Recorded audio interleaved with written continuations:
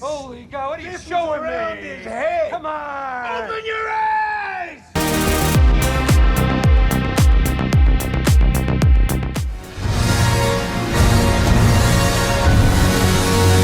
Hey everyone, welcome back to Let's Talk, and I'm Vengeance.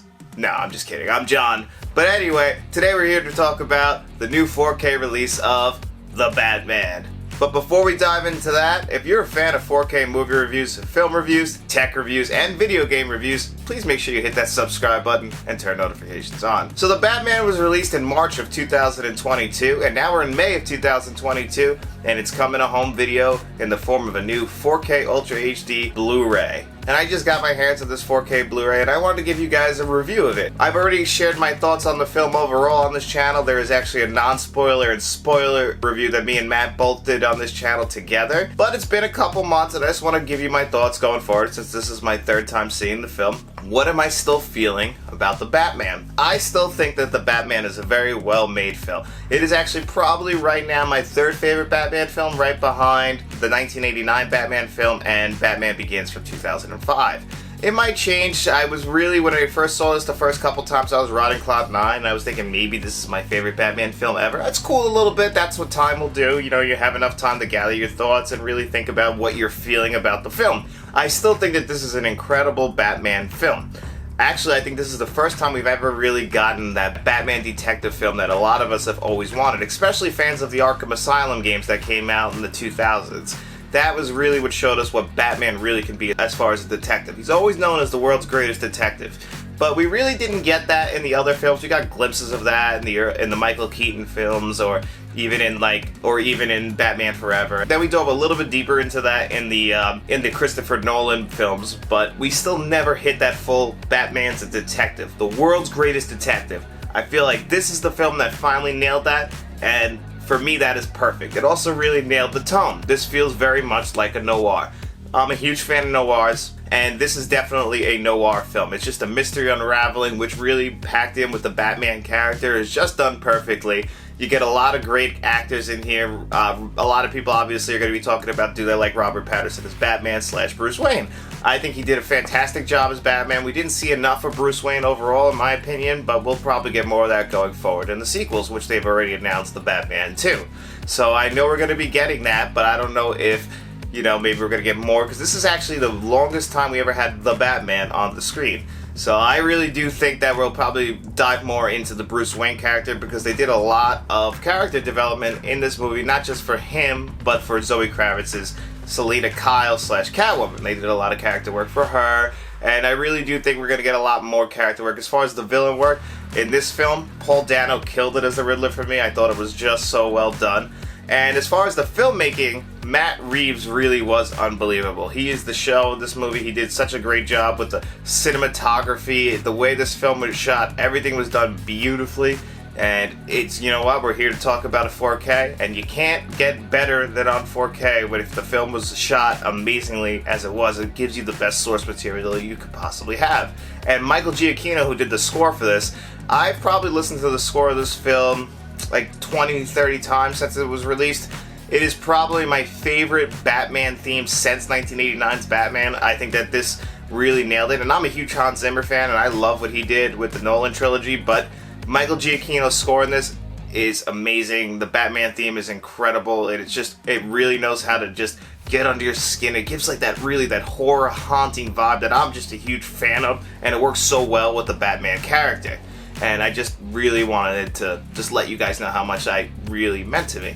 But we're really not here to talk about the film overall. Like I said, I've already reviewed it, so that's just my thoughts going forward. I really do think that this is a great Batman film, and if you're not able to afford this 4K, you can always check this out on HBO Max. It is available on there.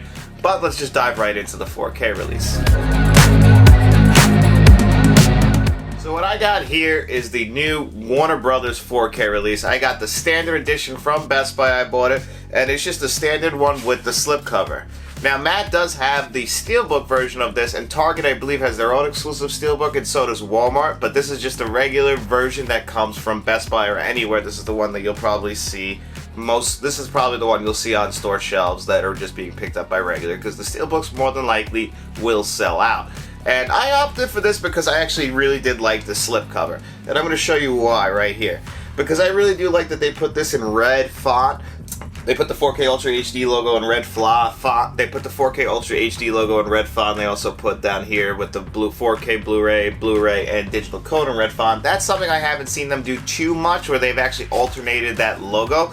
And for me, that was kind of special. I do like that. I feel like they actually only whip that out for special occasions, for special releases. And obviously, this is most people's most anticipated 4K release of the year, because this film was taken so seriously when it was shot. Matt Reeves was very, very involved in the shooting process. He made sure that when the film was being released in theaters, he called the theaters to let them know exactly how he wanted the projectors to be set up as the film was being displayed to the viewer, because he cared a lot about actually what and how you felt watching this film. So I can only imagine that was transferred well to the 4K, and I can honestly say that it definitely was. Visually, this is probably one of the best looking 4Ks you could ever buy. I actually thought this looked better than when I saw this on a Dolby Cinema screen at AMC, and I didn't think it could look better because it looked beautiful in Dolby Cinemas. But somehow the HDR10 and Dolby Vision on this made it look even better. There were certain scenes, because this film is a very dark movie, most of it takes place at night, other than some either sunsetting or sunrise shots. So most of this is dark, so you're going to want that HDR to really help with the dark scene so you can see everything. And the best example I could give where this was working perfectly was towards the end of the movie at the Gotham Square Garden scenes, when Batman's in the water and just before he lights the flare, it's kind of lit in like a very gray, almost similar to how his suit is colored, so everything around him almost looks exactly the same color as his suit, including the water. And in the movies when I saw this, because I saw this both in IMAX and Dolby, it was very dark and hard to see before you lit the flare. Now that could just be because of the projectors, but in my experience, that's what I saw. So when I saw this on my Sony 950H yesterday, I thought it was unbelievable. I saw everything he was doing, and then when he lit the flare, the way the HDR made that pop, the orange of the flare, it was just incredible. I can't say anything bad about the visuals. The visuals for this movie, combined with the HDR and the Dolby Vision, was just awesome. This was definitely made for the 4K experience. It's going to show off whatever TV, if you're using an OLED, an LED, LCD panel, it's really going to make the colors pop as long as you have it set up perfectly, because this is definitely one of the best visually striking 4Ks I have ever seen. And that is not a surprise, because although it wasn't shot on film, it was shot on digital cameras, transferred to a film negative, and then back to digital again. So this was really there was a lot of effort made to make this film look unique and original, and it definitely does, because this is a combination of CGI and practical effects, and combined with all the rain and everything going on in this film, it really looked amazing already, and the 4K experience is really going to heighten that by far, because this is definitely a gorgeous looking film, and it will be experienced best if you get this 4K Ultra HD release. So as far as the visuals, it's definitely a 5 out of 5, 10 out of 10, A+. I can't say a bad thing about the visuals. Now what about the audio? Well, we got ourselves a Dolby Atmos track. We have it in Dolby 5.1 and Dolby 7.1, so whatever way you feel like going, it's all there. It's also got Dolby in other languages if you don't speak English, so that's all there too, perfectly for you. And what did I think of the Dolby Atmos track? Well, I thought it was phenomenal. It was a great Dolby Atmos track. Everything was they definitely made use of all the speakers and everything and shot it around. I was sitting in the center of my living room, so I definitely felt exactly what they were trying to shoot when they mixed the audio on this. And you know, I'm not going to sit here and tell you that this is the greatest Dolby Atmos track I've ever heard. That is definitely not true, but it is definitely a solid Atmos track. It definitely felt very similar to the movie theater experience that I felt, and you know, I don't know how much of that is just because a lot of the Michael Giacchino score is playing underneath a lot of scenes, and it really helped to build the tension and to really just sell what we're seeing visually on the scene. That the Michael Giacchino score does play throughout most of this movie, so it's always underneath, so you're going to definitely want that Atmos track to help build that, and I really think they did a great job here. There was obviously like certain scenes like the car chase, or definitely towards the end where it really got loud. That's where I really got most into the audio track. There were times though, like just with a lot of Dolby Atmos tracks that I've noticed, where the dialogue is mixed a lot lower than certain other aspects, which kind of does bother me. I mean, this is a common problem. It's not just on any other release. I feel like it's an industry problem. And so like I just always feel like the dialogue gets mixed a little too low. I know certain systems, especially like Matt has the Sonos system, where he can go in and adjust that track on his own, which is really cool, because definitely you'll go from a scene where you're having a hard time understanding when you're trying to understand the dialogue, and then your next scene where the score is just overpowering your speakers and you're forced to lower it because it's making your house shake. So that's one thing that's just a little disappointing, but I can't knock that against the 4K because it's not the 4K's fault. Now, what about extras? Well, the extras are, I would say, you're run-of-the-mill for a new studio release.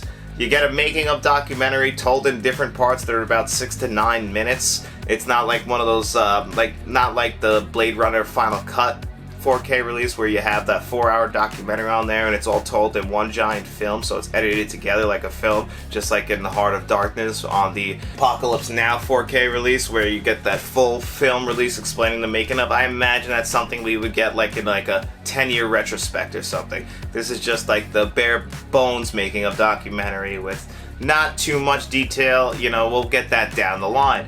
But it's got some other cool stuff on there. It's got like the anatomy of the chase scene or the Batmobile. You get some deep dives into that. You get some deleted scenes. You know, it's nothing too special. I would say that the extras are probably the weakest part of this 4K release, but that's just because it's a new studio release and we're not going to get every extra that you would hope for. It's nothing compared to a Criterion or Arrow video release. That will come later down the line. So overall, what do I think of the 4K release of The Batman? Well, I think it's amazing. It is one of the best 4K releases as far as we're going to ever get from a studio, and that's just a lot of it is obviously chalked up how the film was shot originally. If the director puts the effort in at the time of shooting, it's going to make it a lot easier for us to get a really nice 4K transfer, and with technology being what it is in 2022, you're not going to get a really bad looking 4K unless it's a cheaper film. Now this is a Warner Brothers Batman release. It is shot with the best stuff. No corners were cut, and you can tell, and when you go pick up this 4K release, I promise you that you're going to be extremely happy that you did. But like I said, if you can't afford the 4K, there's no problem. I compared it to the HBO Max stream. It's not too bad, the HBO Max stream. It's actually one of their better streams. Now, is it as good as this? No, it's absolutely not as good as this. But not everybody can afford this 4K release, and that's understandable. So you can just go watch it on HBO Max, and I can promise you, you won't be disappointed by that either. So guys, as always, thank you for being a fan of Let's Talk. Please make sure you like, share, and subscribe, and you tell all your friends.